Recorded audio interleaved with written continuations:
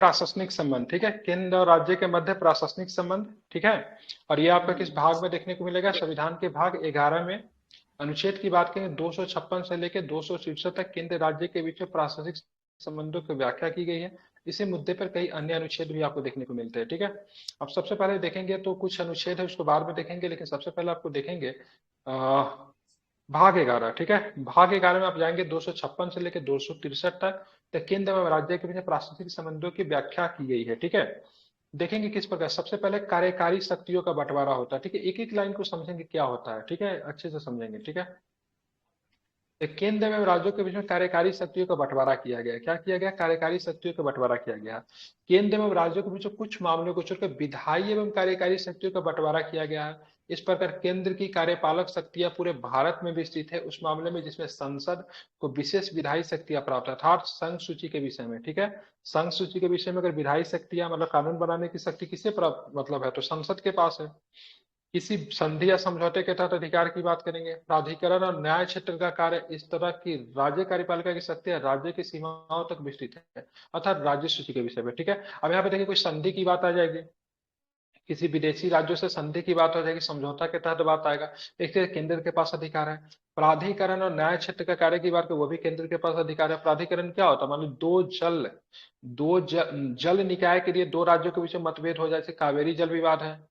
कावेरी जल में तमिलनाडु कर्नाटक पुदुचेरी केरल के मध्य है, ठीक है। तो इसको निपटाने का काम कौन करेगा? केंद्र करेगा, ठीक है। और भी कुछ प्राधिकरण से संबंधित कोई विवाद, सीमा विवाद है। अभी हाल फिलहाल में असम और मणिपुर के बीच में शायद असम और किसके बीच में सीमा विवाद था? हम अरुणाचल था या मेघालय था? अरुणाचल था। हाँ, उसी का असम के साथ असम था, लेकिन तो सीमा विवाद हो गया, तो सीमा विवाद को कौन निपटाएगा? केंद्र निपटाएगा। इसी तरह राज्य की कार्यपालिका शक्ति, अभी राज्य के पास अपनी कार्यपालिका शक्ति, लेकिन राज्य की कार्यपालिका शक्ति उस राज्यों तक ही सीमित है। तो बिहार राज्य की कार्यपालिका शक्ति दूसरे राज्य में नहीं फॉलो किया जा सकता है, ठीक है। अर्थात राज्य सूची के विषय पे जो अधिकार जो प्राप्त हो राज्यों को प्राप्त है। वे विषय जिन पे केंद्र और राज्य दोनों को विधान निर्माण की शक्ति प्राप्त है, अर्थात समवर्ती सूची पे। लेकिन मैंने कल बोला था समवर्ती सूची के विषय पे दोनों कानून बना सकते हैं, लेकिन कानून में टकराव की दृष्टि से केंद्र के कानून को वरीयता प्रदान की जाएगी, ठीक है। उनमें शक्तियां राज्यों में निहित होती है, सिवाय जब तक कोई संवैधानिक उपबंध या संसदीय विधि से प्रशिष्ट केंद्र के ऊपर दत्त न करे। इस प्रकार समवर्ती विषय संबंधी कोई नियम यद्यपि संसद द्वारा निर्मित किया हो, परंतु उसे राज्य द्वारा कार्य निष्पादित किया गया हो, सिवाय जब तक संविधान या संसद अन्यथा निर्देशित न करे, ठीक है। तो यहाँ पे समवर्ती सूची के विषय पे दोनों के दोनों कानून बना सकते हैं, लेकिन टकराव की परिस्थिति में संसद के द्वारा बनाया गया कानून ही मतलब क्या होगा? वैलिड होगा, ठीक है। अब आते हैं राज्य एवं केंद्र के दायित्व क्या होता है, ठीक है। दायित्व की बात करेंगे, जहां पर अधिकार है तो वहां पे दायित्व की बात भी होती है, ठीक है। तो संविधान ने राज्यों को कार्यकारी शक्तियों के संबंध में उन पर दो प्रतिबंध लगाए हैं, ठीक है, दो प्रतिबंध आरोपित किए हैं। तो संविधान ने राज्यों के कार्यकारी शक्तियों के संबंध में उन पर कितने? दो प्रतिबंध आरोपित किया है, जिनमें से इस संबंध में केंद्र को कार्यकारी शक्तियों के संबंध में असीमित अधिकार प्राप्त होते हैं। इस प्रकार राज्य की कार्यकारी शक्तियों का इस प्रकार उपयोग किया जा सकता है, ठीक है। कार्यकारी शक्ति के मामलों में केंद्र के पास असीमित अधिकार होते हैं, जबकि राज्य के कार्यकारी शक्तियां में कुछ प्रतिबंध भी है, जैसे संसद द्वारा निर्मित किसी विधान का अनुपालन सुनिश्चित करना तथा राज्यों के संबंधित कोई वर्तमान विधान, ठीक है, राज्य में केंद्र की कार्यपालक शक्ति को बाधित या इसके संबंध में पूर्वाग्रह न करना। इनमें से पहला जहां राज्यों पर साधारण दायित्व है, वहीं दूसरा राज्यों पर विशेष केंद्र की कार्यपालिका शक्ति को बाधित न करता है, ठीक है। और राज्य अगर केंद्र अगर कोई कानून बना देगा, ठीक है, तो ध्यान में रखेंगे, तो वो जो भी कानून बनाएगा उस विधान को राज्य के ऊपर भी मतलब लगेगा, ठीक है। राज्य में केंद्र की कार्यपालिका शक्ति के बाधित या इसके संबंध में पूर्वाग्रह न रखना, इसमें पहला, ठीक है। तो राज्य में केंद्र की कार्यपालिका शक्ति को बाधित न कर सकते, राज्य कोई ऐसा कानून नहीं बनाएगा जो केंद्र की कार्यपालिका शक्ति को बाधित करेगा। कुछ मामले में दोनों को स्वतंत्र रखा गया, लेकिन केंद्र को विशेष अधिकार है, इसलिए केंद्र जो कानून बनाएगी, संसद जो कानून है सारे राज्यों के ऊपर लागू होता है, इसलिए राज्यों का भी कर्तव्य बनता है कुछ ऐसा कानून न बनाए जो कि केंद्र के कानून से जाके टकरा दे। अब केंद्र ने कानून कोई बना रखी है, चलो ठीक है, अगर कोई व्यक्ति मान लीजिए कुछ ऐसा विषय जो कि केंद्र और राज्य दोनों का कानून बनाने की है, देखिए मान लीजिए किसे जैसे मान लीजिए विधवा विवाह पुनः विवाह किया जा सकता है है ना, केंद्र का कानून है, मतलब विधवा का पुनः विवाह हो सकता है, ये मतलब कानूनन है, ठीक है, ध्यान रखेंगे। लेकिन राज्य कोई ऐसा कानून नहीं, विधवा का पुनः विवाह नहीं हो सकता है, क्योंकि विवाह सब्जेक्ट नंबर 32 सूची का दोनों बना सकते हैं। तो राज्य का कर्तव्य बनता है, केंद्र अगर कोई कानून बना दिया तो उस कानून को क्या करें, टकराव की स्थिति के लिए कुछ ऐसा कानून ना बनाए, ठीक है। दोनों ही मामलों में केंद्र की कार्यकारिता शक्तियां इस सीमा तक विस्तृत है कि वो अप्रत्यक्ष रूप से राज्यों को निर्देश देती है कि केंद्र या का कानून उनके कानून से ज्यादा मान्य होंगे, ठीक है। यहाँ पे लिखा हुआ बजाप्ते के साथ दोनों मामलों में राज्यों को ये निर्देश दिया जाता है, भाई साहब देखो तुम कानून बना रहे हो, ठीक है, अच्छी बात है, अधिकार है, बनाओ। केंद्र का कानून क्या होगा, ठीक है, तुम्हारे पे मतलब क्या है, ज्यादा लागू है। इसको बोलते हैं केंद्र का निर्देश का पालन करना, ठीक है। केंद्र आम कह रहा है, आप इमली कह रहे हो, जब केंद्र आम कहेगा आप इमली करोगे तो आपके ऊपर लगेगा 365, क्या लगेगा, क्या लगेगा, 365। 365। दैट मीन्स क्या, से आप मेरे निर्देश को नहीं मान रहे हो, मतलब इस केंद्र के निर्देश प्रकृति में बाध्यकारी है, ठीक है। केंद्र का निर्देश क्या है, बाध्यकारी है। यहाँ पे मैंने बोला था, देखिए 356, ध्यान समझिएगा इसको, 365 दोनों महत्वपूर्ण आर्टिकल जो केंद्र को विशेषाधिकार देता है राज्य के ऊपर अपना पकड़ बनाने में, केंद्र के पास ये विशेष अधिकार है। दो, एक AK-47 है तो AK-56 है, एक तरफ ऐसे समझ सकते हैं। 356 क्या है, 356 जब है राज्य की, राज्य का राज्य तंत्र अगर संवैधानिक तरीके से अगर नहीं चल रही है, संविधान का अतिक्रमण हो रहा है, तो वैसे कंडीशन 356 लगेगा, ठीक है। 356 बोल लगेगा, राज्यपाल बोलेगा से राष्ट्रपति को, महोदय राज्य में संवैधानिक विफलता है, ठीक है, संवैधानिक गड़बड़ उत्पन्न हो गई है, ठीक है, संविधान के अनुसार राज्य का शासन व्यवस्था नहीं चल रहा, तो आप 356 लगाइए। तो 356 लगा के राष्ट्रपति चाहे तो राज्य सरकार को बर्खास्त भी कर सकते, इसको राष्ट्रपति शासन कहते हैं। और 365 कब लगेगा, इसको समझिए, 365 तब लगेगा जब केंद्र किसी भी प्रकार का निर्देश देगा, केंद्र ने किसी भी प्रकार का निर्देश दिया, राज्य ने उस निर्देश को मानने से इनकार कर दिया। जब केंद्र किसी प्रकार का निर्देश देगा, आदेश देगा, तो राज्य को उस निर्देश को मानना पड़ेगा। जैसे कोविड के समय में, कोविड-19 के समय में राज्य ने निर्देश दिया था, भाई साहब क्या करो, सारे लोगों को मतलब क्वारंटाइन करो, और जितना भी ट्रेन वगैरह था, जो भी मतलब आवागमन है, सबको बाधित करते हैं। लेकिन वेस्ट बंगाल राज्य कहेगा ऐसे नहीं, हम नहीं मांगेंगे इस आदेश को, हम क्या करेंगे, अपना मनमौजी करेंगे, हमारे यहाँ सारा विद्यालय, हमारे यहाँ सारा ऑफिस, हमारे यहाँ सारा बस, ठीक है, सब कुछ खुला हुआ रहेगा। तो ऐसे कंडीशन में केंद्र का निर्देश राज्य ने पालन नहीं किया, तो राज्य का जो गवर्नर जो होगा वो कहेगा भाई साहब देखो संवैधानिक तंत्र की विफलता हो गई है, ठीक है। क्या हो गया, संवैधानिक तंत्र की विफलता होगी, संविधान का अतिक्रमण किया जा रहा है, केंद्र के निर्देश को वेस्ट बंगाल की सरकार नहीं बना रहा है। ऐसे कंडीशन राज्यपाल राष्ट्रपति को बोलेगा, ऐसे देखिए ऐसा ऐसा हो गया महोदय, तो राष्ट्रपति बोला ऐसा बात है, ठीक है चलो 365 लगाते हैं। तो ध्यान रखिए, तो ऐसे कंडीशन में 365 लग सकता है, ठीक है। जब केंद्र के निर्देश का राज्य जब पालन नहीं करेगा तो 365 लगेगा। इस प्रकार से हम बात करें तो केंद्र के निर्देश को मानने के लिए प्रकृति में बाध्यकारी होता है, ठीक है। और एक चीज और भी ध्यान में रखिएगा, केंद्र का निर्देश का पालन करना राज्यों का कर्तव्य भी है। अगर आप जहाँ पे कर्तव्य की बात आ जाए, आपका अधिकार है कानून बनाना, ठीक है बनाओ, लेकिन आपका कर्तव्य भी है हमारे कानून को भी मानो, ठीक है। और नहीं मानोगे तो 365 लगेगा। इस प्रकार अनुच्छेद 365 कहता है कि यदि कोई राज्य केंद्र द्वारा दिए गए निर्देश का पालन न करे या फिर प्रभारी बनाने में असफल रहा था, तो ऐसी दशा में राष्ट्रपति साधारण मामले को अपने हाथ में ले सकते हैं। अमुक राज्य में संविधान की मंशा या फिर दिशा निर्देशों के अनुसार कार्य नहीं किया, इसका अभिप्राय ऐसी दिशा में 365 के अंतर्गत राज्य में राष्ट्रपति शासन लगाया जाएगा। तो कभी कोई पूछे राष्ट्रपति शासन किस में लगेगा, तो आप बोलेगा 365 में, तो बोला 365 356 होगा ना, तब बताइए 356 और 365 दोनों होगा, ठीक है। तो बहुत लोगों को ये नहीं पता से राष्ट्रपति शासन केवल 356 में लगता है, कुछ को पता है 365 में भी लगता है, लेकिन किन परिस्थिति में लगता नहीं पता है। तो 356 किस परिस्थिति में लगेगा, 365 किस परिस्थिति में लगेगा, बता देंगे आप लोग। पहले वाला में नहीं। संवैधानिक तंत्र का विफलता होगा, जिसमें से क्या होगा, एक तो अराजकता का माहौल फैल जाएगा, राज्य मतलब शासन प्रशासन को चलाने के फेवर में नहीं है, तब 356 लगेगा। और दूसरा में जब केंद्र किसी प्रकार का निर्देश जारी करेगा, राज्य उस निर्देश को मानने से इनकार कर देगा, ठीक है, नहीं हम नहीं करेंगे, ठीक है, मेरी मर्जी। या फिर राज्य ने उसे माना लेकिन मनमाने ढंग से माना, सही तरीके से उसको नहीं पालन करवा पाया, तो भी 365 लगेगा, ठीक है। समझ गए, तो 356 365 क्लियर हुआ, हो गया। ठीक है, तो समझ गए। तो तो लगता है कि नहीं 356। अरे केंद्र शासित पर तुम्हें 356 लगाने की आवश्यकता है कि ऑलरेडी केंद्र के अंदर में चलेगा, तो वहां पे क्यों 356 लगाएंगे। 356 वहां पे लगेगा जहां पे राज्य सरकारों के मुख्यमंत्री होगा, जो केंद्र के अंदर में ऑलरेडी है, तो उसको फिर केंद्र के अंदर में क्यों लेंगे? समझ रहे हैं ना? 356 वहां पे लगेगा जहां पे राज्य सरकार होगी, ठीक है। ऑलरेडी केंद्र राष्ट्रपति जैसा चाहे वैसा चला सकते हैं राज्यों को। संवैधानिक तंत्र की विफलता पे 356 लगेगा, केंद्र शासित प्रदेश में तो हो ही नहीं सकता, उसके लिए तो पूरी तरह से केंद्र जिम्मेदार है। कुछ विशेष परिस्थिति में कुछ कुछ लगता है, लेकिन उसमें हम लोग को बात नहीं करना है, लेकिन मुख्यतः राज्य के लिए है, ठीक है। आप चलेंगे राज्यों को केंद्र के निर्देश। अब राज्य क्या केंद्र क्या सुपीरियर है, तो राज्यों को निर्देश देगा। इन दोनों मामलों का अतिरिक्त केंद्र को यह अधिकार है कि राज्यों को निम्नलिखित मामलों में अपनी कार्यकारी शक्तियों के प्रयोग के लिए निर्देश दे सकता है। संचार साधनों को बनाए रखे, उसे रख रखाव करे। अब बात कीजिए, रेलवे किसकी संपत्ति है? संघ की। रेलवे किसकी संपत्ति है? हमारी संपत्ति है, हम लोग संघ के यूनियन हिस्सा है, ठीक है। लिखा है रेलवे आपकी संपत्ति है, कृपया इसे नुकसान न पहुंचाए, ठीक है। लोग उसको अपना संपत्ति सही में समझ के नुकसान पहुंचाते हैं, ठीक है। तो रेलवे क्या संघ की संपत्ति है? तो क्या संघ का हर जगह जमीन तो हो नहीं सकता, लेकिन रेलवे कहाँ चलेगा? किसी राज्य में चलेगा। तो भाई साहब, रेलवे हमारी संपत्ति है, लेकिन अपने राज्य में चलेगी, तो आप हमको सपोर्ट नहीं करोगे तो रेल कैसे चलाएंगे? तो देखिएगा, तो ये जिम्मेवारी राज्य जो होता है, केंद्र जो होता है राज्यों का निर्देश करता है, देखो हम अपना रेल तुमको दे रहे हैं, हाँ दे रहे हैं, ठीक है, लेकिन कहाँ चलेगा? तुम्हारे भूमि पे चलेगा। तो बिल्कुल हाँ, तुम्हारी तो जिम्मेवारी किसकी होगी? तुम्हारी होगी। तो बिल्कुल मेरी होगी। सुरक्षा की जिम्मेवारी किसकी होगी? तो राज्य कहेगा नहीं, अकेले तो हम नहीं कर पाएंगे, आपका भी जिम्मेवारी होगी। तो बिल्कुल कहे ठीक है, चलो हम अपना देते हैं आपको।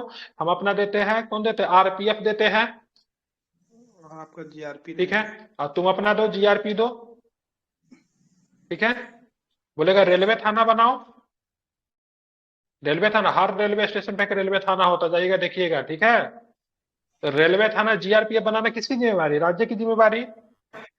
अरे रेल कहाँ चलेगा? रेल तो किसी राज्य के अंदर ही चलेगा ना, बिहार में रेल चलेगा, क्योंकि भूमि किसके हिस्सा में? राज्य के हिस्सा में भूमि है ना, हवा में तो चला नहीं सकते रेल। तो यहाँ पे दोनों को साथ में मिल के काम करना पड़ता है। ऐसे कंडीशन में राज्य को केंद्र के द्वारा निर्देश दिया जाता है, तो इस मामले में तुम्हारी जिम्मेवारी है। अब मान लीजिए रेल निकालना है, रेल के निकालने के लिए क्या चाहिए? जमीन चाहिए, चाहिए ना जमीन। और राज्य बोलेगा हम जमीन नहीं देंगे, तो फिर रेल कैसे चलेगा? तो ऐसे परिस्थिति में राज्य के ऊपर केंद्र के द्वारा निर्देश जारी किया जाता है, देना पड़ता है। मतलब हाल फिलहाल में बुलेट ट्रेन चलना था, बुलेट ट्रेन चल रहा था, महाराष्ट्र से शुरू होता था, गुजरात तक बुलेट ट्रेन जाता था। महाराष्ट्र में इसकी शिवसेना की सरकार थी, शिवसेना ने आनाकानी किया, लेकिन भारत सरकार ने जमीन को अलॉट कर दिया, सो नहीं आपको देना पड़ेगा बुलेट ट्रेन के लिए, ठीक है। उसी तरह बात करेंगे हवाई जहाज। हवाई जहाज केंद्र का विषय है, लेकिन एयरपोर्ट के लिए जमीन चाहिए। कहाँ पे आएगा आपको एयरपोर्ट के लिए जमीन?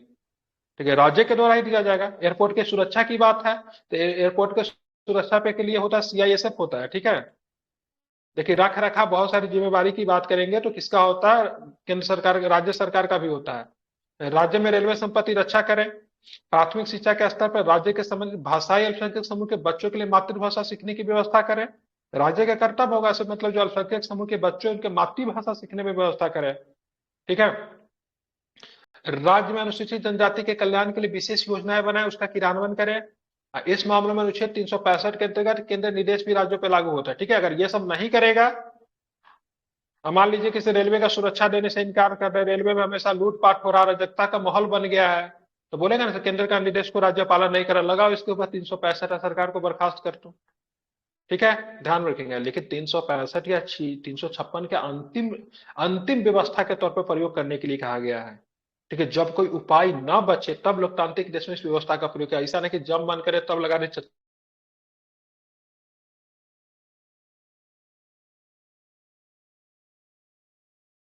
सर आपका वॉइस चला गया।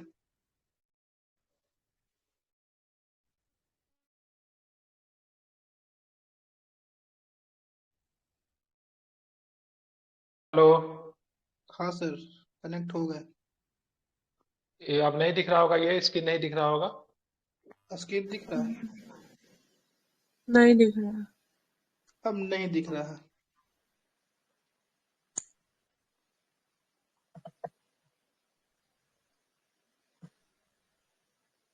मैंने बोला मैंने बोला से देखिए 356 या 365 लगे तो आखिरी विकल्प के तौर पर लगाएंगे, ठीक है, ऐसा नहीं कि मुंह उठा के कभी भी लगा देंगे, उठे 365 लगा कुछ राज्य की सरकार को बर्खास्त करते थे, ठीक है। इसको आखिरी विकल्प के तौर पर लगाया जाना चाहिए, ठीक है। सरकारिया आयोग ने भी बोला से देखो आखिरी विकल्प के तौर पर लगा जब कोई व्यवस्था न बचे, लेकिन सबसे ज्यादा 356 365 का अपने आप को जो सबसे ज्यादा समाजवादी कहा तो उनके समय दुरुपयोग हुआ था। नेहरू जी के समय में, इंदिरा गांधी के समय में सबसे ज्यादा 356 365 का प्रयोग हुआ है, ठीक है। मोदी जी के समय में तो शायद 356 365 कहीं भी लगा भी नहीं है अभी तक, ठीक है। मणिपुर में कौन सा लगा था?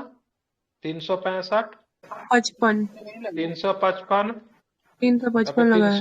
356 355 355 क्या कहता है जानते हैं? मतलब केंद्र का कर्तव्य होगा जैसे बाहरी आक्रमण से, ठीक है, या फिर जो सशस्त्र विद्रोह वगैरह स्थिति पर राज्य की रक्षा करे, वो 355 में है, ठीक है।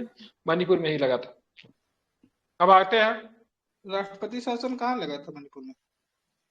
लगा था। बोला तो 355 लगा था, 355 मोटा भाई 356 सब नहीं, संभाल लेता है। ठीक है। 355 दूसरा चीज है, जब इमरजेंसी का प्रावधान बनाएंगे ना इसी में पढ़ना होगा तो समझा देंगे। 355 365 356 समझ में आ गया ना, 355 भी बता दूंगा, ठीक है। आगे मिल जाएगा। अब आते हैं कार्यों का पारस्परिक, ठीक है, प्रतिनिधित्व। केंद्र और राज्यों के मध्य, ठीक है, विधायी शक्तियों का विभाजन कठोर है। इस तरह केंद्र, ठीक है, इस तरह केंद्र अपनी विधायी शक्ति राज्य को नहीं दे सकता है, जबकि कोई इकलौता राज्य राज्य सूची में संसद को कानून बनाने को नहीं कह सकता है, ठीक है, ध्यान में रखेंगे। अब मैंने क्या बोला, शेर केंद्र अपना शक्ति राज्य के साथ नहीं शेयर करता है, ठीक है, केंद्र क्या इसमें सही है।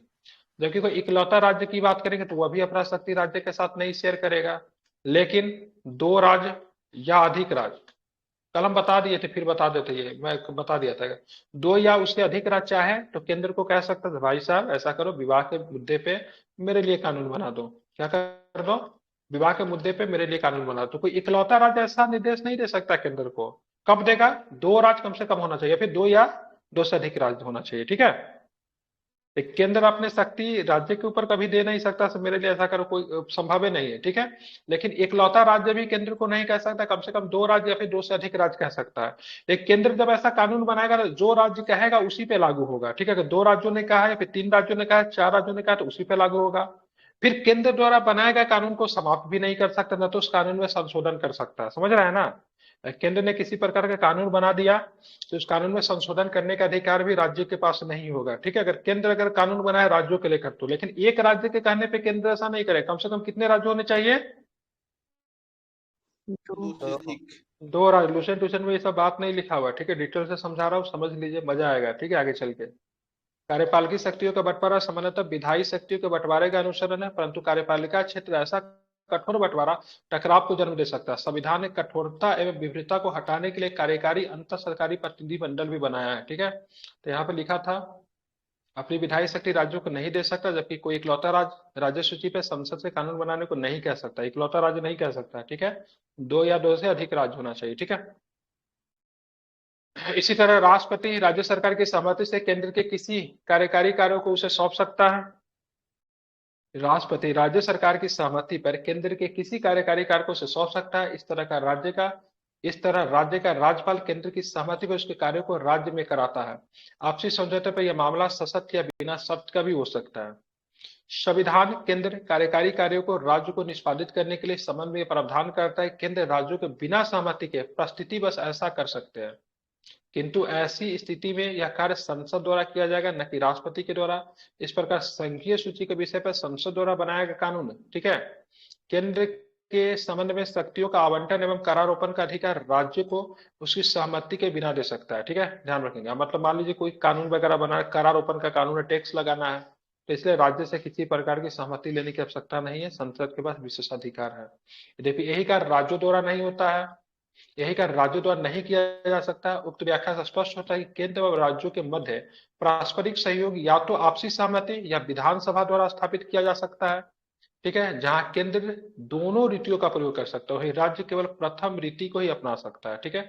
मतलब आपसी सहमति ये थोप नहीं सकता, जबकि केंद्र चाहे तो उसको थोप भी सकता है, ठीक है, ध्यान में रखेंगे। आप देखेंगे ये तो हो गया, मतलब केंद्र के राज्य के ऊपर केंद्र का वर्चस्व स्थापित होता है, उसके लिए भी हम लोग पढ़े। आप देखेंगे दोनों का भी जो सहयोग, केंद्र एवं राज्यों के बीच जो सहयोग किस प्रकार से काम करता है। संविधान में केंद्र एवं राज्य के बीच सहयोग एवं समन्वय के लिए निम्नलिखित उपबंध है। क्या क्या है?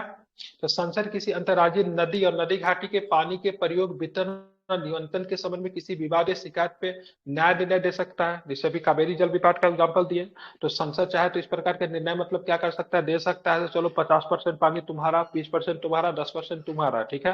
ध्यान रखेंगे ये किसके पास अधिकार है, केंद्र के पास अधिकार है। राष्ट्रपति की बात करेंगे, अनुच्छेद 263 के तहत केंद्र एवं राज्य के बीच सामूहिक महत्व के विषयों को जांच एवं बहस के लिए अंतर्राज्यीय परिषद का गठन कर सकता है। इस तरह के परिषद 1990 में बनाई गई थी, ठीक है। अंतर्राज्यीय परिषद का गठन 263 के तहत बनती है, ठीक है।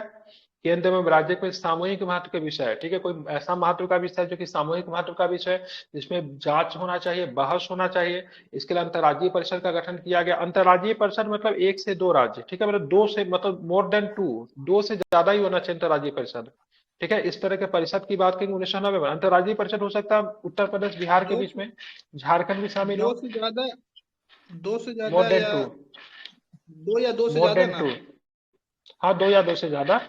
मतलब बिहार और झारखंड के बीच में अंतर्राज्यीय परिषद बना दिए। इसका नेतृत्व केंद्र करेगा, केंद्र के नीचे में, केंद्र के मध्य में दोनों के बीच में बहस वगैरह होगा, उसको अंतर्राज्यीय परिषद बोलते हैं, ठीक है। कब बनी थी अंतर्राज्यीय परिषद? 1990 में, ठीक है। 263 के तहत कौन बनाते हैं? राष्ट्रपति। अंतर्राज्यीय परिषद का हेड कौन होता है?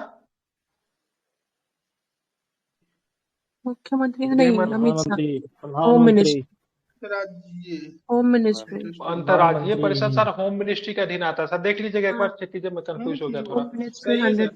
100%। प्रधानमंत्री होम होम मिनिस्ट्री। मिनिस्टर। अंतर्राज्यीय परिषद सर होम मिनिस्ट्री के अंदर, बार चेक कर लीजिए ना, श्योर नहीं हो, ठीक है। सही है, होम केंद्र में मिनिस्ट्री। राज्यों वो में क्षेत्रीय लोक, परिषद आता है। क्षेत्रीय परिषद में प्रधानमंत्री आते हैं। क्षेत्रीय उल्टा परिषद में बता गृह रहे, मंत्री क्षेत्रीय आते परिषद हैं। में गृह मंत्री आता है, ठीक है। क्षेत्रीय अंतर्राज्यीय परिषद में में तो गृह प्रधानमंत्री मंत्री आते हैं। आता है, श्योर है। तो अंतर्राज्यीय में कहीं प्रधानमंत्री, वो देख लीजिए, क्षेत्रीय में तो गृह मंत्री श्योर है, ठीक प्राइम है। मिनिस्टर या प्राइम या तो मिनिस्टर गृह मंत्री आएगा, गृह मंत्री आएगा, या फिर कैबिनेट स्तर का कोई मंत्री क्षेत्रीय परिषद में आएगा। राष्ट्रपति अन्य मंत्री का भी नियुक्ति कर सकते हैं, ठीक है।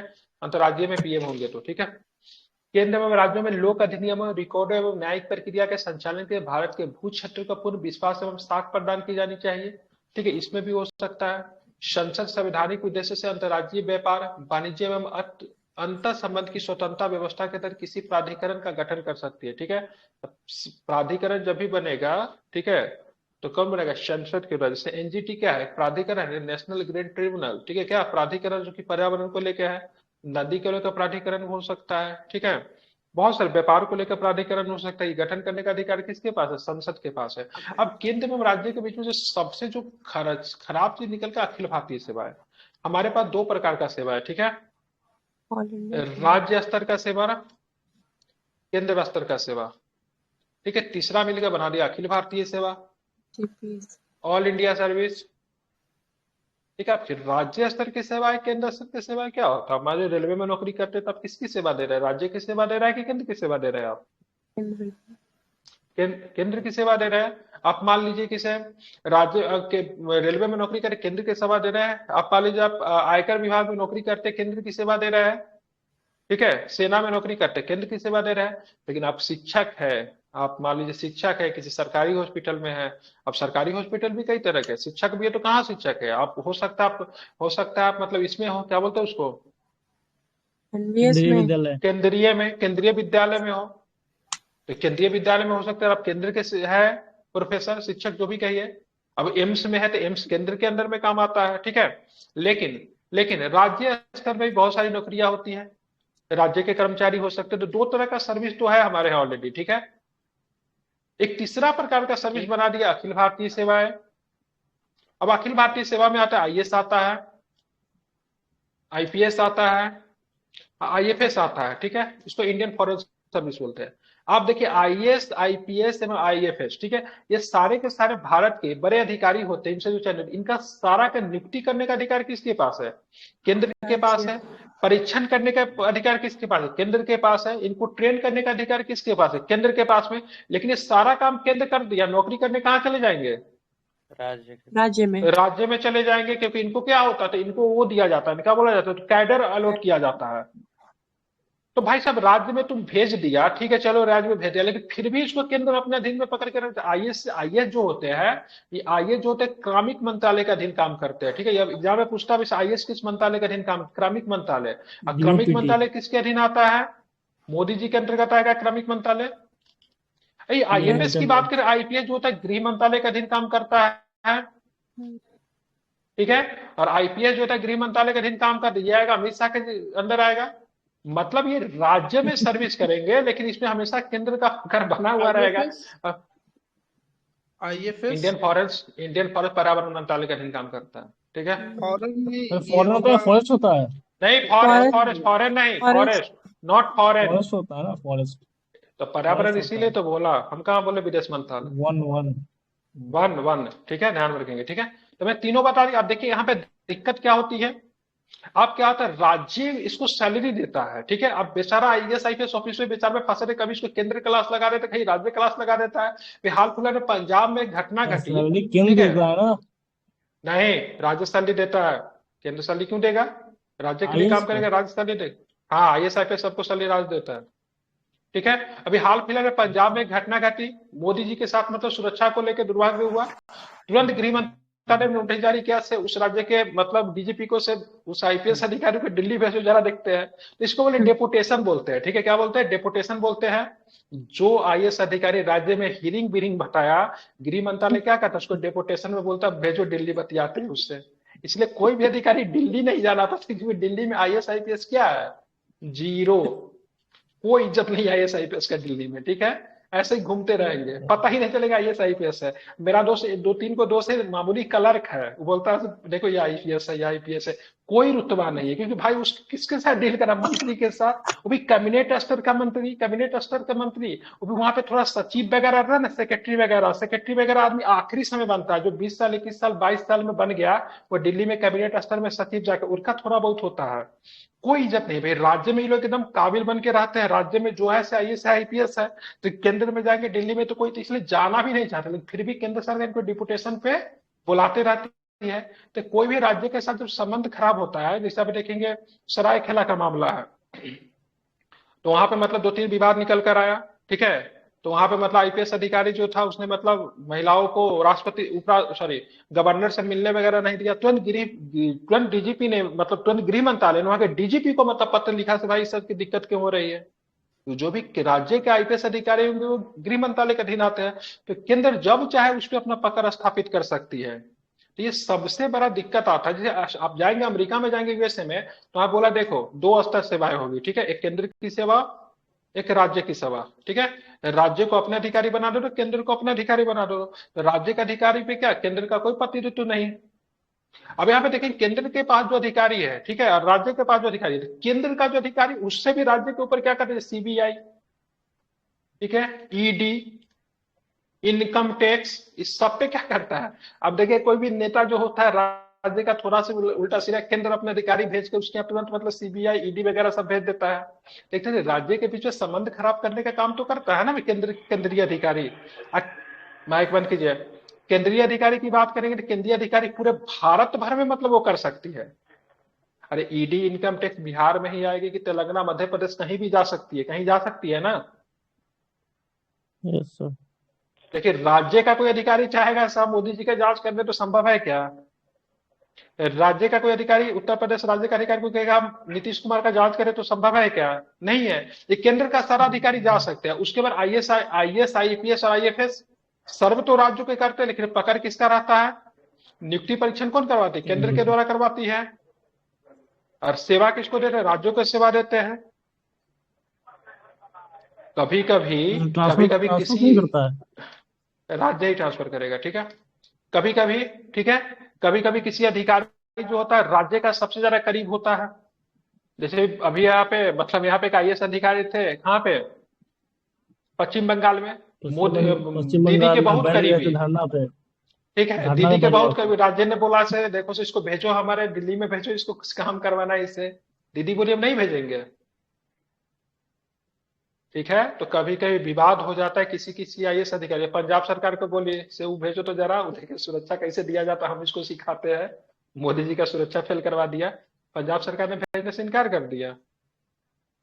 ठीक है, तो ये होता है आईएएस आईपीएस को लेकर, ये आपका विवाद है, इसको जरा ध्यान में रखिएगा। ये पूछेगा अखिल भारतीय सेवाएं कौन होता है? अखिल भारतीय सेवा होता है, क्या होता है? केंद्र की सेवाएं, राज्य की सेवाएं के अलावा भी हमारे संविधान के द्वारा तीसरी सेवाएं दी गई, उसको क्या बोलेंगे? अखिल भारतीय सेवाएं। ऐसे विशेषाधिकार किसके पास है? राज्यसभा के पास है। राज्यसभा चाहे तो क्या होगा, तो नए सेवाओं का जन्म दे सकती है, नए सेवाओं को पुराने सेवा को समाप्त कर सकती है। संविधान का कौन सा आर्टिकल था? आर्टिकल 312। अब अखिल भारतीय सेवा को कुछ मूर्ख लोग इसको आईएएस आईपीएस समझ लेते हैं। अरे सिविल सर्विस 315 में है, 312 में नहीं। ये 312 का हिस्सा एक 315 है, ठीक है। जब बात करेंगे 312 में अखिल भारतीय सेवा है, अखिल भारतीय सेवा को संवैधानिक अधिकार 315 देता है। मतलब आईएएस आईपीएस को आप चाहे तो भले उसको वर्दी विभाग में आईपीएस को भेज सकते हैं, लेकिन उसको नौकरी से टर्मिनेट जल्दी नहीं कर सकते हैं। लेकिन आप जिस नौकरी को कर रहे हैं, किसी भी सरकार दिमाग खराब हो तो आपको भेज सकता है, टर्मिनेशन लेटर आपको दे सकता नहीं, आपकी जरूरत नहीं है, आप मतलब इस पद के लिए लायक नहीं है, ठीक है। आईएएस आईपीएस को हटाने के लिए संवैधानिक अधिकार है। संविधान में एक ही नौकरी भारत में संवैधानिक अधिकार दिया गया, आईएएस आईपीएस को नौकरी को दिया है, सिविल सर्विस को दिया गया है, ठीक है। राज्य वाला को भी, केंद्र वाला को भी, केवल राज्य में आप जो बीपीएससी के तैयार कर उसको भी संवैधानिक है, ठीक है, समझ रहे हैं ना।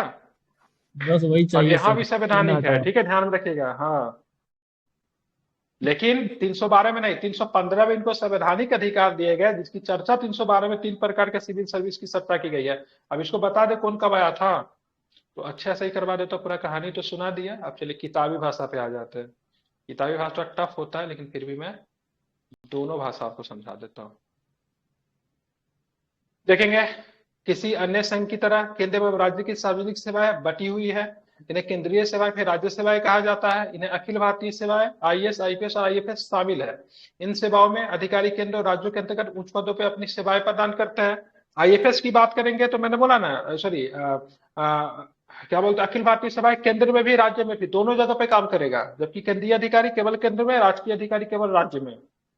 परंतु इनकी नियुक्ति और प्रशिक्षण की जिम्मेदार किस कौन होता है? केंद्र होता है। अरे आईएएस का एग्जाम कौन लेता है? यूपीएससी लेती है ना। यूपीएससी किसकी संस्था है? केंद्र की राज्य की? केंद्र की। ट्रेनिंग लवासना कौन करवाती? केंद्र करवाती है, नहीं। इन सेवाओं पर केंद्र एवं राज्यों के संयुक्त रूप से नियंत्रित किया जाता है। इन पर नियंत्रण केंद्र सरकार में, तत्कालीन नियंत्रण राज्य सरकार का होता है। इन्हें 1947 में भारतीय सिविल सेवा आईसीएस के स्थान पे आईएएस बना दिया गया। पहले आईसीएस था ब्रिटिश काल में, अब आईएएस है। भारतीय पुलिस सेवा आईपी बोला जाता है, के स्थान पे आईपीएस बनाया गया, जिन्हें संविधान में, ठीक है, जिन्हें संविधान में अखिल भारतीय सेवाओं के रूप में मान्यता दी गई। 1966 में एक नया सेवा है जिनको बोला भारतीय वन सेवा। आईपीएस को तीसरी अखिल भारतीय सेवा बनाया गया। मतलब समझ, राज्य सेवा चाहे तो सेवाएं ऐड भी कर सकती है, राज्य सरकार चाहे तो सेवाओं को हटा भी सकती है। संविधान के अनुच्छेद 312 संसद को राज्यसभा का प्रस्ताव करने पर नई अखिल भारतीय सेवा के गठन का अधिकार प्रदान करता है। कोई चौथा अखिल भारतीय सेवा आ जाए। अब आप बोलोगे सर, मतलब बताइए सर, आईएफएस को, इंडियन फॉरेन सर्विस को क्यों नहीं दिया? तो भाई इंडियन फॉरेन सर्विस का अधिकारी राज्य में जाके कहाँ पे काम करेगा? ये तो कभी काम करेगा, तो देश में भी काम नहीं कर, देश में करता है, केंद्र में करता है, या फिर विदेशों में करता है। तो राज्य का इसमें कोई योगदान नहीं होता, इसलिए आईएफएस को नहीं शामिल किया गया। मतलब इंडियन फॉरेन सर्विस को नहीं शामिल किया, इंडियन फॉरेस्ट सर्विस को शामिल किया गया। रीजन क्या कि जंगल, 2 जंगल आते, कुछ जंगल होते हैं राज्य के अंतर्गत संरक्षित होते हैं, कुछ जंगल केंद्र के अंतर्गत संरक्षित है।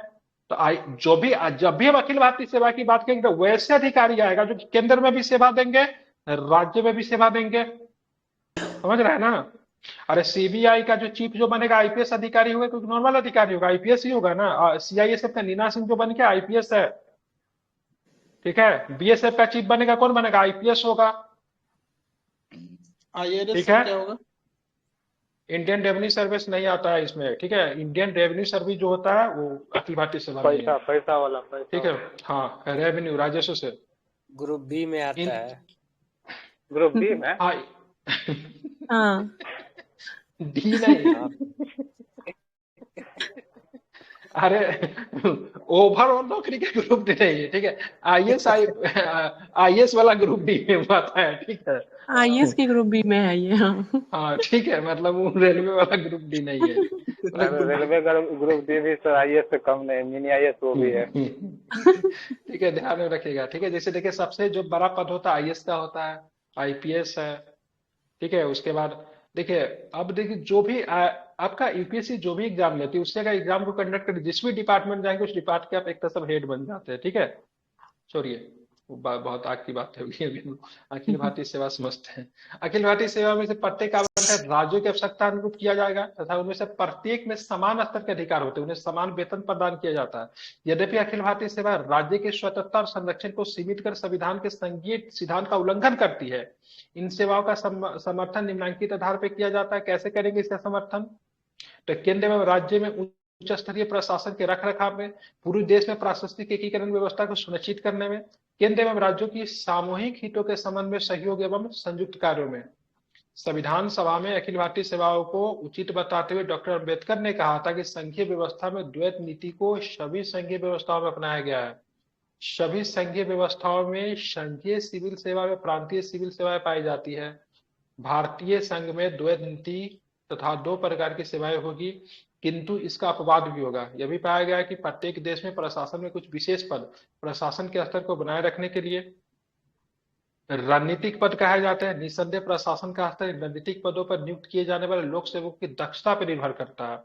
संविधान के भी बिना भेदभाव के राज्यों को अधिकार दिया गया कि वो अपनी लोक सेवाओं का गठन करें, ठीक है। अखिल भारतीय सेवा हेतु अखिल भारतीय स्तर पर इसका आयोजन किया जाएगा। इसके द्वारा चयनित प्रशासकों हेतु, ठीक है, अखिल भारतीय सेवाओं का समान वेतन भत्ते, उन्हें रणनीतिक या मुख्य पदों पर नियुक्ति के समान अधिकार होने चाहिए। मतलब ऐसा नहीं से कोई बिहार में कोई अधिकारी काम कर रहा है तो उसको कुछ और सैलरी है, पंजाब में जाके उसको कुछ सैलरी, ऑल इंडिया है तो सब जगह उसका सैलरी बराबर ही रहेगा, लेकिन देगा राज्य, ठीक है।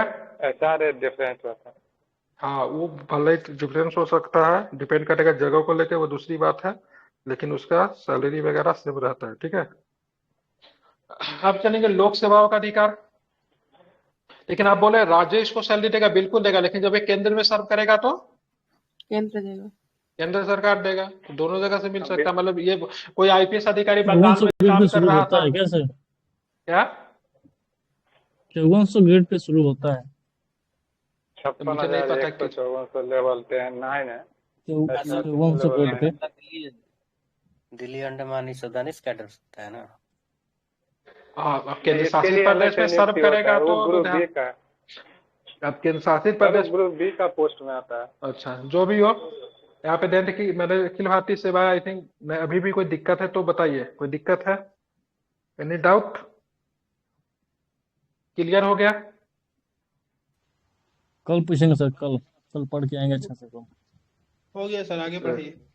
अभी भी इसमें पढ़ना है, अभी क्या दिक्कत है इसमें, ठीक है। चलिए आईएफएस की नियुक्ति कब, आईएफएस को अखिल भारतीय सेवा के तौर पे कब शामिल किया आईएफएस को? 1966 में। 1966। ठीक है, और आईएस 50-45 से। आईएस आईपीएस दोनों, ठीक है। आईएएस का पहले नाम क्या था? इंडियन आईसीएस, ठीक है, और आईपीएस का पहले नाम क्या था? आईपी। आईपी, ठीक है, ध्यान में रखिएगा। आईपी। लोक सेवा आयोग भी पढ़ा दे कि छुट्टी दे दे? नहीं, 1 बज गया है, इसको 1 बजे तक ही तो क्लास होती सर आप पढ़ाइए हम लोग वित्तीय ये प्रशासनिक खत्म कर दीजिए। अच्छा, प्रशासनिक में कितना बचा हुआ? अच्छा ठीक है, प्रशासनिक खत्म कर देते हैं। लोक सेवा आयोग की बात करेंगे। लोक सेवा आयोग के क्षेत्र में केंद्र तथा राज्य का संबंध निम्नवत है। राज्य लोक सेवा आयोग के अध्यक्ष और सदस्यों की नियुक्ति राज्यपाल के द्वारा। ध्यान में एग्जाम में गलती करवाता है, ये भयंकर गलती करवाता है, ठीक है। राज्य लोक सेवा आयोग, इसकी नियुक्ति कौन करेगा? ठीक है, करता है, हाँ, जनरली नियुक्ति राज्यपाल करेंगे, लेकिन हटाएंगे कौन? राष्ट्रपति, ठीक है। Point to be noted. राज्य लोक सेवा आयोग की मतलब आज बीपीएस अतुल प्रसाद अभी हाल फिलहाल में कहाँ पे हुआ था, कहाँ पे करप्शन हुआ था? ओडिशा वाला में, ओडिशा छत्तीसगढ़ पीसीएस में, कहाँ पे पीसीएस में करप्शन हुआ पेपर? छत्तीसगढ़ तो पीसीएस। छत्तीसगढ़ पीसीएस को राष्ट्रपति ने हटा दिया था, ठीक है। माइक बंद कर लीजिए, आवाज आ रही है, ठीक है। तो जैसे अतुल प्रसाद साहब है, उनकी नियुक्ति करेंगे कौन? तो बिहार के राज्यपाल। लेकिन अतुल प्रसाद साहब पेपर आउट तो नहीं करवा, लेकिन बहुत सारी दिक्कत हो रही बीपीएससी में, कुछ भी दिक्कत हो रहा हो, चाहे कुछ भी ऐसा दिक्कत हो तो राष्ट्रपति के द्वारा उनको हटाया जा सकता है, ठीक है। संवैधानिक पद होता है, ध्यान में रखेंगे, ठीक है। आगे चलेंगे। संसद संयुक्त राज्य लोक सेवा आयोग, ठीक है, का गठन संबंधित विधानमंडलों के अनुरोध पर कर सकती है। इसके 10 सदस्यों की नियुक्ति राष्ट्रपति करेगा। आप बोलेगा बिहार, अब जो झारखंड का स्थिति बहुत ज्यादा खराब है, जेपीएससी। तो जेपीएससी को बात करेंगे। झारखंड सरकार बोले देखिए हुआ तो ठीक है, वह राज्य बना ली अच्छी बात है, लेकिन हमसे ना यहाँ का आयोग नहीं चल रहा है, तो मेरे लिए कुछ करें। तो बोले ठीक है चलो क्या करें, तो तुम्हारे लिए करते बीपीएससी में तुमको मिला देते हैं। तो जेपीएससी, जेपीएससी लिखना ठीक नहीं होगा, जेपीएससी तो ऑलरेडी आयोग है। झारखंड और बिहार को मिलकर दोनों के लिए एक आयोग बनाने का अधिकार किसके पास है? संसद के पास है। और इनके आयोगों का नियुक्ति कौन करेगा? नियुक्ति कौन करेगा? फिर मान लीजिए दोनों, तो यहाँ पे तो कौन कर रहा था नियुक्ति? वहां पे राज्यपाल कर रहा था। हाँ। लेकिन राज्यपाल के पास तो क्या होगा? एक ही राज्य के पावर होगा ना। अब यहाँ पे दो राज्यों को मिलाया, तो बिहार का राज्यपाल करेगा हम कहेंगे, झारखंड का राज्यपाल करेगा हम करेंगे। तो बोलेगा तुम दोनों नहीं करेगा, राष्ट्रपति करेगा। ठीक है, तो यहाँ पे दोनों जब संयुक्त की बात आएगी तो राष्ट्रपति आएगा, फिर हटाने का अधिकार, जोड़ने का अधिकार राष्ट्रपति के पास। लेकिन जब अलग अलग आयोग जब रहेगा तो उसमें हटाने का अधिकार राष्ट्रपति के पास, लेकिन जोड़ने का अधिकार मतलब नियुक्ति का अधिकार किसके पास? संबंधित राज्य के राज्यपाल के पास। ठीक है, लेकिन जब संयुक्त आएगा तो किसके पास रहेगा? ध्यान में रखिएगा, राष्ट्रपति के पास। Point to be noted. राज्यपाल के अनुरोध एवं राष्ट्रपति की मंजूरी के बाद संघ लोकसभा आयोग राज्य की आवश्यकता अनुसार कार्य कर सकता है। ठीक है, राज्यपाल अगर ऐसा अनुरोध करे और राष्ट्रपति मंजूरी दे दे तो लोकसभा आयोग जो है ना राज्य की आवश्यकता अनुसार कार्य कर सकता है। लोकसभा आयोग भी चले तो बीपीएससी का वैकेंसी निकाल सकता है अगर बीपीएससी सही से नहीं काम कर रही है। लेकिन इसके लिए बिहार का राज्यपाल अनुरोध करे, राष्ट्रपति अगर ऐसा मंजूरी दे दे तो यूपीएससी भी एग्जाम करवा सकती है बिहार लोकसभा आयोग का। ठीक है, ध्यान में रखेंगे। लेकिन इसके लिए बिहार के राज्यपाल को क्या करना पड़ेगा? अनुरोध करना पड़ेगा। किससे अनुरोध करेगा? राष्ट्रपति से। राष्ट्रपति मंजूरी दे देगा तो ऐसा काम यूपीएससी करेगी। संघ लोकसभा आयोग योजनाओं के क्रियान्वयन, संयुक्त भर्ती आदि राज्यों की सहायता दो या दो से अधिक राज्यों का अनुरोध पे करता है। संघ लोकसभा आयोग योजनाएं निकाल सकता है, क्रियान्वयन कर सकता है, संयुक्त भर्ती कर सकता है। कब करेगा? जब दो या दो से अधिक राज्य ऐसा अनुरोध करेगा तब। ठीक है, ये सारी बातें थी संघ लोक सेवा आयोग के बारे में। आर्टिकल्स कौन सा संघ लोक सेवा आयोग का? 315। 315। फिर 312 आप बोले। 312 में क्या है? 15 all India service. All India service. ठीक है, ध्यान में रखेंगे। ये 312 में जिनका चर्चा किया गया उनको संवैधानिक अधिकार देता है। ठीक है, 15 में दोनों है, राज्य और लोक दोनों।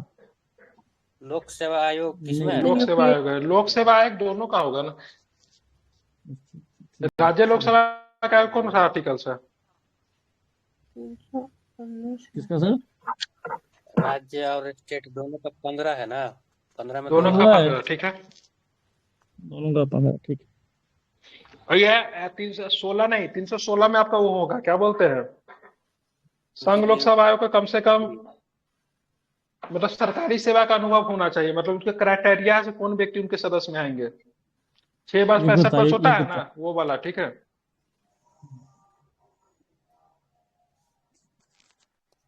16 में है नियुक्ति अध्यक्षों की और सदस्यों की होगा। पदावधि। हो गया सर। बस नहीं, तो 315 याद रखिए, 315 में दोनों है, लेकिन आई थिंक मेरे हिसाब से 315 का सब क्लोज में राज्य लोक सेवा आयोग होगा। ठीक है, 315 में संघ लोक सेवा आयोग है और सब क्लोज एक में होगा सर, ए या 1 में होगा सर राज्य लोक सेवा आयोग है। एक बार चेक कर लीजिएगा, याद नहीं आ रहा। क्योंकि देखिए जो भी स्टैंडर्ड किताब होता है वो आर्टिकल्स नहीं याद करवाता है। आर्टिकल्स तो अपने आप याद होगा, रट याद हो जाएगा, कॉन्सेप्ट पता रहेगा, आर्टिकल्स अपने पता चल जाएगा। सब क्लॉज नहीं दिया है, सब क्लॉज नहीं दिया है। और लगा के दिया और 315 का एक में सर चेक बोल कीजिए तो तो रहा क्या है है इसमें? 315 में सीधा बोल रहे हैं public service commission for state and union दोनों के लिए। अच्छा, 315 का ए में क्या है? ये नहीं है। अच्छा नहीं है, ठीक। चलिए अब आके एकीकृत न्याय व्यवस्था। आप देखेंगे हमारा जो संघीय व्यवस्था जो हमारा जो है उसमें न्याय व्यवस्था कैसा है, तो न्याय व्यवस्था हमारा एकीकृत है। कैसा न्याय व्यवस्था है? एकीकृत है। जबकि अमेरिका की बात करेंगे, अमेरिका में न्याय व्यवस्था कैसी है? तो अमेरिका में न्याय व्यवस्था अलग अलग है, संघ का अलग है, राज्य का अलग है, दोहरी है। हमारे यहाँ क्या एकीकृत है। यदि भारत में दोहरी राजनीतिक व्यवस्था अपनाई गई तो फिर न्याय के प्रशासन में द्वैध नीति नहीं है। ठीक है, न्यायपालिका क्या स्वतंत्र है, लेकिन न्यायपालिका बटा हुआ नहीं है। केंद्र का न्यायपालिका राज्य का न्यायपालिका नहीं बटा हुआ है। ठीक है, ध्यान में रखेंगे, दोनों के दोनों एक है। ठीक है, अगर केंद्र की सुप्रीम कोर्ट अगर कोई बात अगर कह दे तो राज्य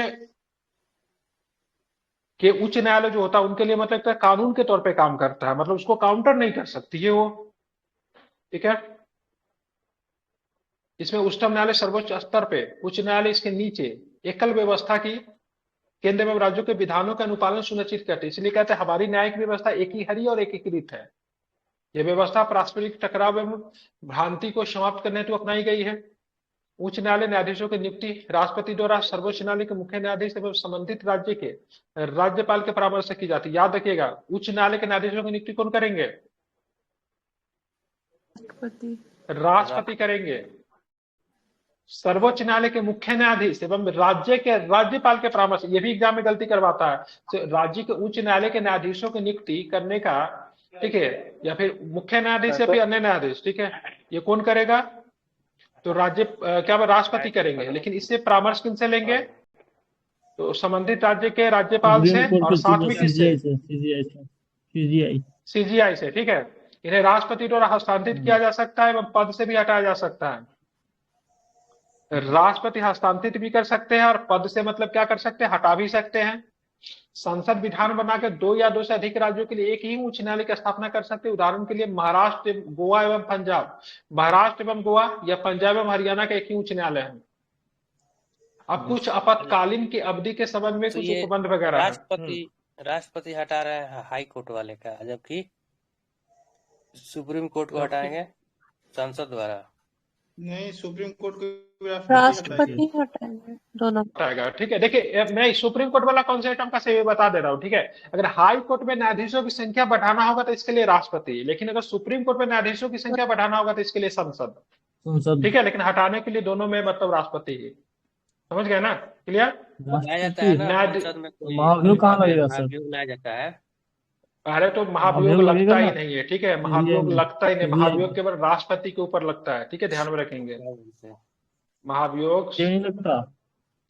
अरे महाभियोग जैसी प्रक्रिया लगता है, महाभियोग नहीं लगता है, ठीक है। महाभियोग भारतीय संविधान में केवल राष्ट्रपति के लिए है, बाकी किसी के लिए महाभियोग नहीं लगता है। एग्जाम में गलती हो जाएगा मारिएगा तो।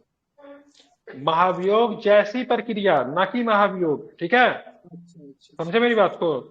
हाँ सर। Yes sir. हाँ ठीक है, ध्यान में रखिएगा, ठीक है। तो अगर सुप्रीम कोर्ट में संसदों की संख्या, संसद बोल रहा है, ठीक है, न्यायाधीशों की संख्या बढ़ाना होगा तो संसद है इसके लिए। हाई कोर्ट में न्यायाधीशों की संख्या बढ़ाने का अधिकार राष्ट्रपति के पास है, ठीक है। चलिए, आपातकालीन अवधि के संबंध में बात करेंगे तो राष्ट्रीय आपातकाल का समय 352 के अंतर्गत 352 8 क्या है भैया? दिया है ना उसमें, वो पीछे सबसे लास्ट में संदर्भ सूची रहता है ना। अच्छा, जो वो ये बोले सी 8 का है, मायने क्या है यहाँ पे, ठीक है। तो संदर्भ सूची क्या है? अच्छा, संदर्भ सूची के बारे में दिया, ठीक है। राष्ट्रीय आपातकाल के समय 352 के तहत केंद्र को इस बात का अधिकार प्राप्त होता है कि वो किसी भी विषय पर राज्य या फिर राज्यों को निर्देशित कर सकता है। इस प्रकार इस स्थिति में राज्य पूर्णतः किसके अधीन हो जाता है? केंद्र के नियंत्रणाधीन हो जाता है। यद्यपि उन्हें निलंबित नहीं किया जा सकता है, ठीक है, ध्यान रखेंगे। लेकिन यहाँ पे निलंबित नहीं कर सकते, ठीक है, राज्य के सरकार को निलंबित नहीं कर सकते, ठीक है। जब राज्य में राष्ट्रपति शासन 356 के अंतर्गत लागू किया जाता है तो राज्य के कार्यकारी विषयों के संबंध में राष्ट्रपति स्वयं निर्देश दे सकता है। इस स्थिति में राज्य या राज्यपाल या अन्य कार्यकारी पदाधिकारी भी समझ सकती है, राष्ट्रपति ग्रहण कर लेता है। अब यहाँ पे जो आदेश राज्य का कोई अधिकारी है, जो आदेश पहले राज्य की विधायिका से लेती थी, वो आदेश अब किससे लेगी? राष्ट्रपति से लेगी, ठीक है। अब ऐसी परिस्थिति में और भी इलेक्शन के समय भी ऐसी परिस्थिति होती है, सारा का सारा अधिकारी किसके अधीन आ जाता है? इलेक्शन कमीशन के अधीन में, ठीक है। सारा पावर खत्म, एसपी। अब देखिएगा बहुत सारा देखेंगे जिसमें, जहां पे देखेंगे मान लीजिए कोई एसपी है या फिर आईएएस अधिकारी है जो कि समझा जाता है सरकार के बहुत करीब है, तो देखिएगा इलेक्शन कमीशन बड़े पैमाने पर ट्रांसफर करवा देता है सबको, सबका इधर से उधर, इधर से उधर कर देता, नहीं कर देता है।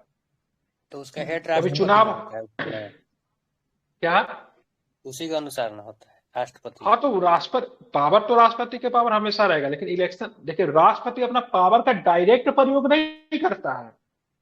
राष्ट्रपति हमेशा अपने सहकर्मी के द्वारा पावर का प्रयोग है। नेशनल इमरजेंसी लगता है, राष्ट्रपति शासन, राष्ट्रपति थोड़ी ना, राज्यपाल के द्वारा पावर का प्रयोग करता है। इलेक्शन के समय इलेक्शन कमीशन हो जाता है, डायरेक्ट पावर का यूज नहीं कर, हमेशा अपने सहकर्मी के द्वारा करेगा। हमेशा राष्ट्रपति राजा आदमी, राजा अपने से कोई काम नहीं करता, हमेशा उसका आदेश होगा, कार्य कोई और करेगा। ठीक है, 356 में राज्यपाल होता है, वैसे इलेक्शन के समय पावर, हालांकि इलेक्शन कमीशन को पावर जो मिलता है वो राष्ट्रपति से नहीं मिलता है, संवैधानिक पावर है उसके पास। ठीक है, ध्यान में रखेंगे, समझ रहे हैं ना। इलेक्शन कमीशन राष्ट्रपति के रहमो करम पे नहीं है, राष्ट्रपति के रहमो करम पे राज्यपाल है। कहा जाता है राज्यपाल का पद जो है राष्ट्रपति के प्रसाद परंत है, जबकि इलेक्शन कमीशन का ऐसा पद जो होता है राष्ट्रपति के प्रसाद परंत नहीं होता है। ठीक है, ध्यान में रखिएगा इसको, इसको संवैधानिक अधिकार होता है। हालांकि फिर भी राष्ट्रपति के आदेश पे कार्य कर सकता है, राष्ट्रपति आदेश दे सकते हैं, क्योंकि राष्ट्रपति का बहुत सारा विशेषाधिकार है।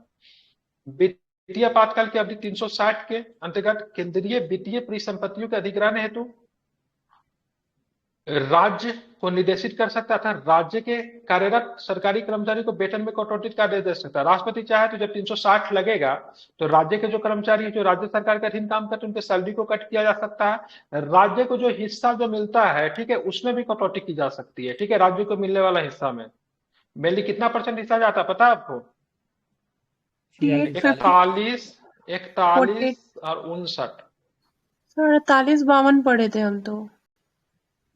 नहीं, 41, 41 49 मेरे हिसाब से ऐसा ही है, मेरे हिसाब से सही है। एनके सिंह वाला ये नाम। ये यही दोनों होना में चाहिए से सर, बन रहा है सर। सरकरिया आयोग यही दिया था। ठीक है, 41 59। ठीक है, बस देख चेक कर लीजिएगा, मेरे हिसाब से तो ये पीडी में इस भी हिसाब से है। 43 हो गया है। ऐसा 59 किसका जाएगा? 59 किस, अभी देखिए कुछ कुछ राज्यों के लिए निकल कर आ रहा है। ठीक है, अब यहाँ पे करुणानिधि साहब थे, काला चश्मा लोग बोले 70% हमको दो। ठीक है, वो 70% लगा था। ठीक है, अब देखिए राज्य को इतना पैसा क्यों चाहिए भाई?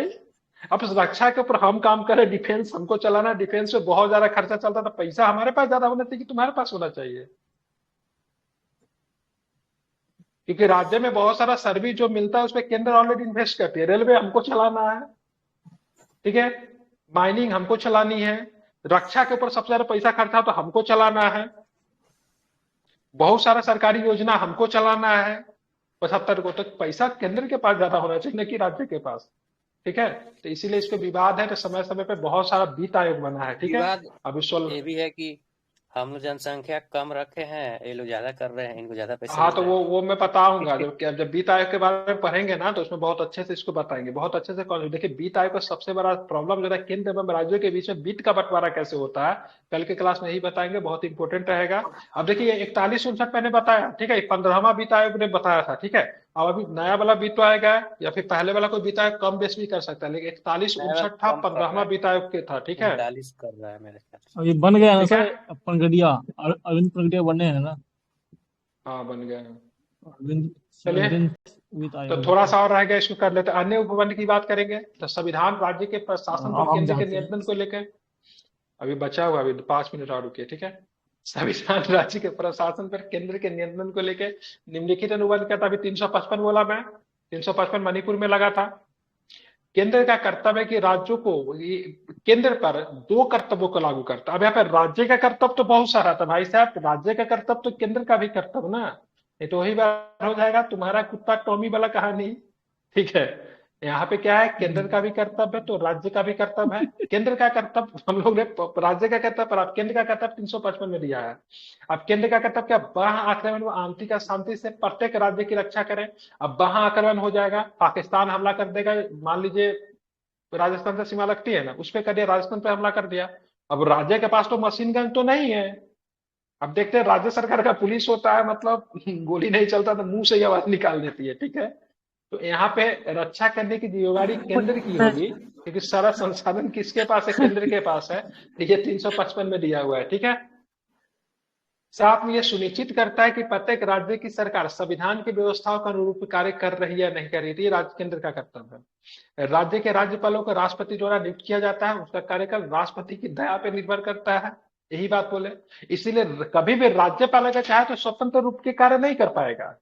मान लीजिए हम आपको किसी पद पर नियुक्त करेंगे, बाय द वे अगर कह रहे हैं ऐसा, ठीक है, तो आप कभी स्वतंत्र रूप के काम करोगे नहीं, हमारे हिसाब से काम करोगे, क्योंकि जिस दिन आप मेरे खिलाफ काम किया हम आपको हटा देंगे। तो इसलिए कहा जाता है राज्यपाल के पद को एक तरह से मतलब उनको क्या मिले? मजबूती मिले, ऐसा कुछ प्रावधान किया जाना चाहिए, लेकिन संविधान में ऐसा है नहीं। राज्य के संवैधानिक अध्यक्ष होने के अतिरिक्त राज्यपाल केंद्र के एजेंट के रूप में काम करता है। राष्ट्रपति किसका आदमी? अरे राष्ट्रपति तो किसी का आदमी नहीं, केंद्र का आदमी, एक तो सरकार का प्रमुख नहीं, राज्य का प्रमुख होता है, लेकिन वो अपने हिसाब से कोई काम नहीं करता। सब काम कौन करवाता है? कैबिनेट करवाता है। तो कैबिनेट अगर बोलेंगे से इस व्यक्ति को, ठीक है, इस व्यक्ति को, ठीक है, बिहार का राज्यपाल नियुक्त कर दो, तो नियुक्त कर देगा ना। तो राष्ट्रपति तो ऐसे ही बदनाम है, काम तो कौन कर रहा है पीछे से? कैबिनेट कर रहा है। तो कैबिनेट जो होगा सरकार का कैबिनेट होगा। लोकतांत्रिक शासन व्यवस्था में सरकार की, मतलब जिसके पास बहुमत उसका सरकार, उसका कैबिनेट। तो दीदी के यहाँ किसी व्यक्ति को नियुक्त करना पड़ेगा तो मोदी जी ही न करेंगे। इसलिए कुछ दिन पहले वहां पे राज्यपाल थे जो अभी हमारे उपराष्ट्रपति के धनखड़ साहब, बिल्कुल नहीं बनता था दीदी का, हालांकि दीदी का किसी से नहीं बनता, दूसरी बात है, ठीक है। तो यहाँ पे एक तरह से सरकार के एजेंट के रूप में राज्यपाल काम करती है। वह राज्य के प्रशासनिक मामलों के रिपोर्ट समय समय पे केंद्र को देता है। ये समय समय पे नहीं, प्रतिदिन के हिसाब से भी कभी कभी केंद्र रिपोर्ट मांग लेता है। तो बताओ क्या चल रहा है, नहीं चल रहा है, ठीक चल रहा है कि नहीं चल रहा है, कुछ करना चाहिए क्या? अभी देखिएगा तो यहाँ का राज्यपाल बहुत ज्यादा एक्टिव हो चुके हैं। कहाँ का राज्यपाल? केरल के। पश्चिम बंगाल के राज्यपाल बहुत ज्यादा एक्टिव हो चुके हैं। राज्य निर्वाचन आयोग की नियुक्ति यद्यपि राज्यपाल के द्वारा की जाती है, लेकिन उसे राष्ट्रपति के द्वारा, ये भी इंपॉर्टेंट है। राज्य निर्वाचन आयुक्त बेचारे के पास तो बहुत कम पावर है। अब राज्य निर्वाचन आयुक्त को चुनाव कराने की जिम्मेदारी, तो विधानसभा का चुनाव कराने की जिम्मेवारी तो राज्य निर्वाचन आयुक्त को देना तो चाहिए, जैसे अमेरिका में है कि नहीं है? लेकिन राज्य विधानसभा का चुनाव कौन करवा रहा है? तो केंद्रीय निर्वाचन आयोग करवा रहा है। तो राज्य निर्वाचन आयोग को बेचारा का छोटा सा काम दे दिया, पंचायती राज का तुम चुनाव करवाओ। बताइए, पंचायती राज का चुनाव करवाए हो? पहले पंचायती राज का चुनाव होता भी नहीं था। तो है तो निर्वाचन आयोग, तो चुनाव किससे करवा रहा है? पंचायती राज का चुनाव करवा रहा है। और उसमें भी बोलता है राज्यपाल के द्वारा इसकी नियुक्ति की जाएगी, राष्ट्रपति इसको हटा सकता है। पंचायती राज के चुनाव कराने के कंडीशन में भी कोई दिक्कत कर दिया, राष्ट्रपति इसको हटा देगा। ठीक है। अभी देखिए यहाँ पे इसका आदमी था, मोदी जी का आदमी था, यहाँ पे पुंडीचेरी बैठा ज्वार में हारा था, उसको जिता दिया। वो देख रहे हैं ना, मतलब चंडीगढ़ में तो देख रहे थे, हर जगह मतलब केंद्र जो है से घुसा हुआ है। ठीक है। संवैधानिक युक्तियां, मतलब संविधान में जो युक्तियां नहीं दी गई है उससे अलग हटकर उसकी अतिरिक्त, नेतर का मतलब उसके अतिरिक्त, और जहां पे अतिरिक्त की बात आई, अवशिष्ट की बात आई, अतिरिक्त बराबर अवशिष्ट, अवशिष्ट बराबर क्या होगा? केंद्र, क्या सेंटर हो जाएगा। जहां पर भी अतिरिक्त, जहां पे संविधान में चर्चा नहीं, वहां पे अवशिष्ट शक्ति, अवशिष्ट शक्ति किसके पास? केंद्र के पास। तो उपरोक्त वर्णित संवैधानिक युक्तियों के अतिरिक्त केंद्र में राज्यों के मध्य सहयोग एवं समन्वय हेतु कई संवैधानिक युक्तियां भी है। इनमें बड़ी संख्या में परामर्शदात्री निकाय व केंद्र के स्तर पे आयोजित सम्मेलन आदि शामिल है। अब नीति आयोग गैर संवैधानिक परामर्शदात्री निकाय में शामिल है। अब बिहार बोलेगा सब अपना नीति आयोग बनाएंगे, नहीं बना सकता है। इसमें योजना आयोग का स्थान लिया था राष्ट्रीय एकता परिषद, केंद्रीय स्वास्थ्य परिषद, परिवार कल्याण, केंद्रीय स्थानीय परिषद, क्षेत्रीय परिषद, ये सब के सब क्या है भाई? जो केंद्र को वरीयता दी गई है सब नियुक्ति करने का। क्षेत्रीय परिषद की बात, हमारे यहाँ 6 प्रकार का क्षेत्रीय परिषद है। बोलोगे सर 6 प्रकार क्या था? 4 गो दिशा, पूरा पश्चिम उत्तर दक्षिण, सकता है ना? नहीं नीति आयोग जैसे बना सकता है, जैसे वो बनाया ना, उत्तराखंड बनाया ना, सेतु बनाया ना, सेतु तो वो बना सकता है अपना, लेकिन उसका प्रावधान थोड़ी ना किसी दूसरे राज्यों पे लागू होगा, वो तो अपने राज्य में ना लागू करेगा। नहीं, सिर्फ स्टेट का मतलब वैसा बना सकता है। हाँ, क्षेत्रीय परिषद की बात करेंगे, 4 गो दिशा, पूरा पश्चिम उत्तर दक्षिण, उस नाम से क्षेत्रीय परिषद। एगो बीच में मिडिल वाला, एक बना दिया उत्तर पूर्वी, जो कि सबसे बाद में बना। ठीक है। तो क्षेत्रीय परिषद जो होता है एक तरह से क्या काम करेगा? तो क्षेत्रीय परिषद के विषय में कल बताएंगे, बहुत अच्छा से बताएंगे। मुख्यतः क्षेत्रीय परिषद का काम होता है, एक तरह से आप देखेंगे, राष्ट्रीयता की भावना को विकास करना, विविधता में मतलब एकता स्थापित करना, इसलिए क्षेत्रीय परिषद बहुत ज्यादा जरूरी है। केंद्रीय भारतीय चिकित्सा परिषद, केंद्रीय होम्योपैथिक परिषद, परिवहन विकास परिषद, विश्वविद्यालय अनुदान आयोग यूजीसी, ठीक है, 1956। केंद्र राज्य संबंधों के विकास के हेतु या तो वार्षिक या आवश्यकता अनुसार विभिन्न विषयों पर विचार विमर्श किया जा सकता है। इस प्रकार का 1956 में हुआ था। ठीक है। राज्यपाल का सम्मेलन, नहीं 56, चेक कर लीजिए। ठीक है। राज्यपाल का सम्मेलन बुला सकता है, इसका अध्यक्षता राष्ट्रपति करेगा। मोदी जी ने बनारस में पूरा डीजीपी को बुला लिया, सारे राज्यों के डीजीपी को बुला लिया। अब डीजीपी बोलेगा भाई हम तो राज्य सरकार का काम करते हम तो न जाएंगे, लेकिन जाना पड़ेगा क्योंकि गृह मंत्रालय के अधीन आते हैं, मोदी जी बुला रहे हैं, इसलिए सबको बनारस में बुला के मोदी जी ने परेड करवा दिया। बताइए आपने यहाँ किस तरह का व्यवस्था चल रहा है, नहीं चल रहा है। तो इस प्रकार का विशेष अधिकार केंद्र के पास होता है। ये सब कहीं संविधान में लिखा हुआ नहीं है, परंपरा चली आ रही है। ठीक है, जहां पे परंपरा की बात में आएगी तो वहां पे ताऊ के पास अधिक पावर होगा। परंपरा बनी हुई रहनी चाहिए, ठीक है। और परंपरा में क्या होता है, दादाजी का परंपरा के खिलाफ कोई जाता नहीं जाता है, दादाजी क्या है, केंद्र है, ठीक है।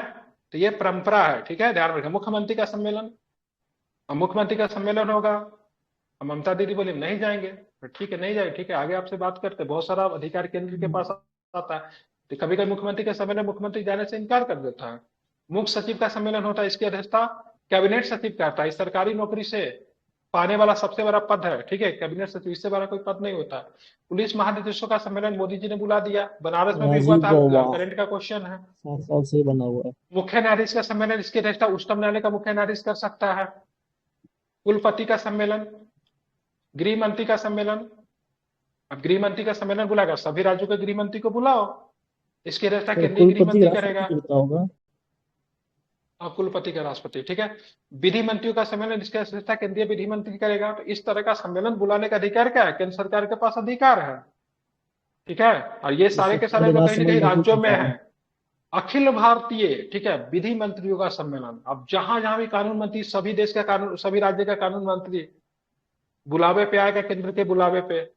ये सब क्या है, परंपरा है, ठीक है, संविधान में चर्चा नहीं है, लेकिन क्या है, केंद्र एवं राज्य के बीच में ये अच्छे संबंधों के लिए सब करना क्या है, जरूरी है। क्योंकि बातचीत करने से क्या होता है, समस्याओं पे बातचीत करेंगे तो समस्याएं समाप्त हो जाएगी। तो सब क्या है, इस सबके सब रिश्ता ये मजबूत इनकी होता संख्या है। परामर्शदात्री निकाय एवं केंद्र के स्तर पर आयोजित सम्मेलन आदि ये सब शामिल है, ठीक है। आई थिंक आज का कॉन्सेप्ट जो मैंने बताया सब कुछ क्लियर हो गया होगा।